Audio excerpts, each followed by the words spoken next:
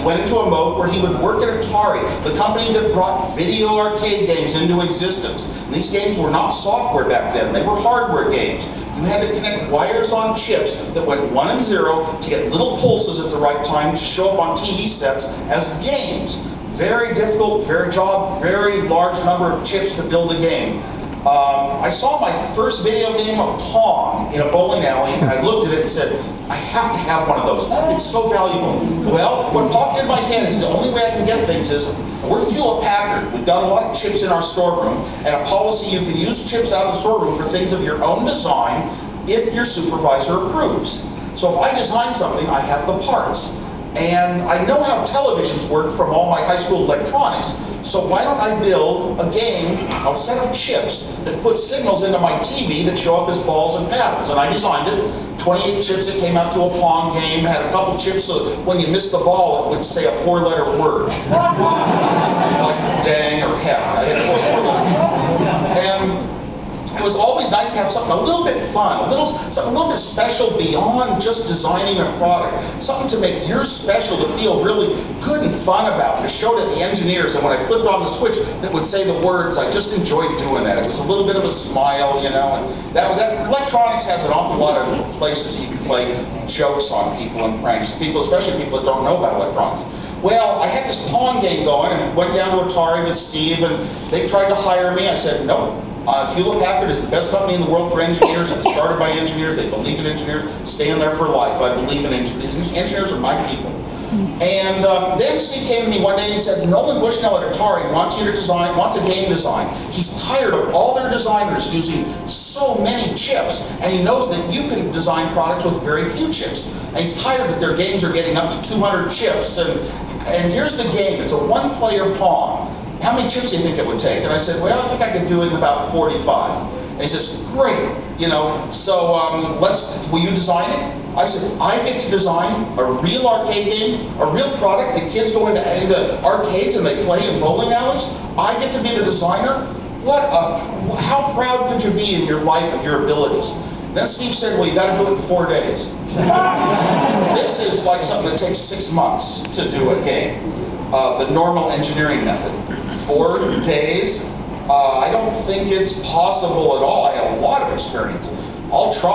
I'll sit down, start with my Pong design, start changing things, and we went in 4 days and nights, no sleep. We both got mononucleosis, and delivered the game. And during that time, your head is half awake and half asleep, and I got probably the best idea of my life.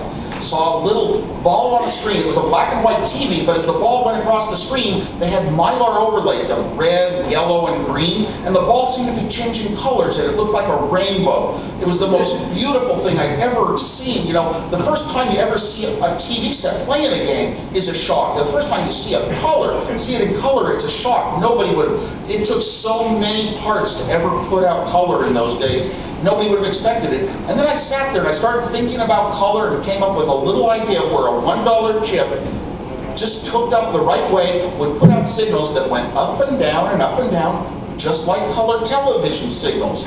Might work and it might not even work. You know, it's kind of one of those things, is it even possible? You don't know. A huge risk, but I filed that in my brain. Steve and I went and visited a friend who was typing on a big teletype machine, and he was calling a number at Stanford in Palo Alto, which was local, and he was accessing about 12 computers around the country.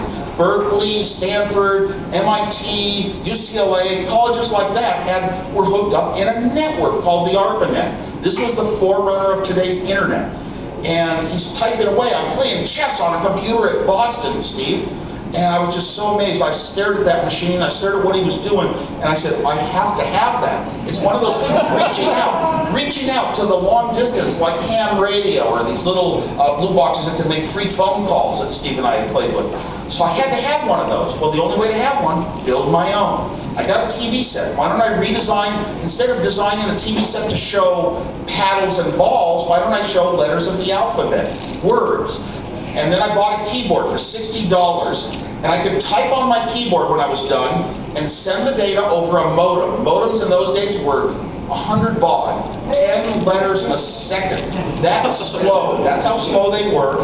And that's all you need. That's all computers talk with over modems. They only talk words back and forth very slowly. But I could type to this computer in Boston, and the computer in Boston could send words back that would appear on my TV set.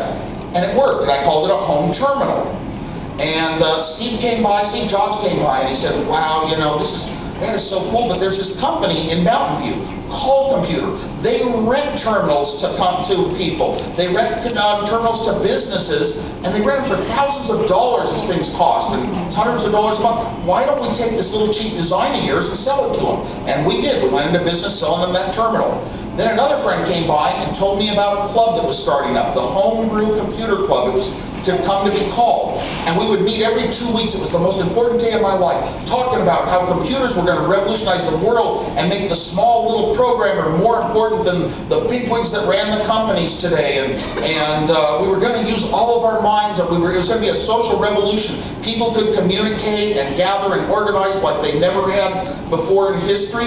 And although I was too shy to ever participate in these discussions, I would listen to the latest chips being done, the latest social talk, and I was so glad that we had, you know, people that came from the counterculture movement, the anti-war movement, and from the academic community. A lot of the professor and types were in our club. We were all low-level people. Nobody that came in suits and was, you know, had a lot of money or anything like that, but we all knew computers, and we all wanted a computer for once in our life. Back in high school, I told my dad, I'm going to have a 4K computer, enough to run a program someday in my life. And he said, it costs as much as a house. And I said, well, I'll live in an apartment. I'll give up the house for a computer. So I was one of those people that wanted a computer in my life. What I realized in this club was that microprocessors had come down in price enough, and I had totally missed this in my 3 years of working at Hewlett-Packard on calculators. They had come down enough in price. Some new RAMs that were being introduced had come down in price, to the point that you could build a complete computer at a price a human could afford. And I sat there, and I had already built, there were a bunch of hobby computers being sold as kits of parts, where you bolt together a big chassis. It's got switches for ones and zeros and lights on it. It was like the cream soda computer I had done 5 years before when I met Steve Jobs. And I said, you know, you always want to move beyond what you've done before. And I like to make things simple. I don't like a big front panel, drill a bunch of holes in it, mount a bunch of switches, solder a whole bunch of wires down to a board, put in some chips so that you can get the data into memory. I don't like that idea. You know, I like things simple and small. I thought, I've already got a terminal where I'm talking to a computer in Boston. Why don't I put my little microprocessor chip on the same board with the other chips and some RAM, and my computer now is right here, and I'm talking to my own computer and seeing the results on the screen. And I can type in a program and run it and play a game. Or I can solve my engineering problems at Hewlett-Packard. And it was that simple an idea. Not designing a computer, but taking a product I already had, a terminal that I could type to a computer, and just putting a microprocessor on it. So I bought the cheapest microprocessor I could, went through some design phases at Hewlett-Packard. I'd come in at night, work in my cubicle, and piece this thing together. Now my idea was I wanted to help the world with my talents. I could build such extreme computers, I had such good engineering designs, I could make something so affordable and show the world this is the path to making a computer. You type on a normal keyboard. You don't ever have a big front panel. You skip that, just like our calculators did. You type on a human keyboard and you see words on your TV set. And I wanted to show off my design abilities, so I went to the club and I started passing out my designs. I said, build your own. It's easy. You can do it. You can have your own computer, much cheaper than all these kits that claim to be computers but were only little starting blocks that you had to add tons of expensive stuff to and could never afford anyway. So, yeah. Sure. We'll be in questions in just a second. Okay, so anyway, Steve Jobs comes along. Steve Jobs comes along. Sorry, I would have liked to have gone quicker, but Steve Jobs comes along and he says, why don't we build a PC board to save all these people the time of building this computer? It's too much work for them. Build a PC board for 20 bucks, we'll sell it for 40. And well, how much we need? He said we only need a few $100 to invest in this. And I said, well, you know, I don't know if we'll sell enough to get our money back. And he said, so what? We'll just have a company for once in our life, the two of us, a company of our own. My God, we've been best friends for 7 years. Of course we should start a company. When he came up with the name Apple Computer, I never asked him where he got the idea, but I figured he might have apple trees in that orchard up in Oregon. You know, or it might have been some other kind of orchard. He got the name from Apple Computer, or it just popped in his head. I don't ask those questions.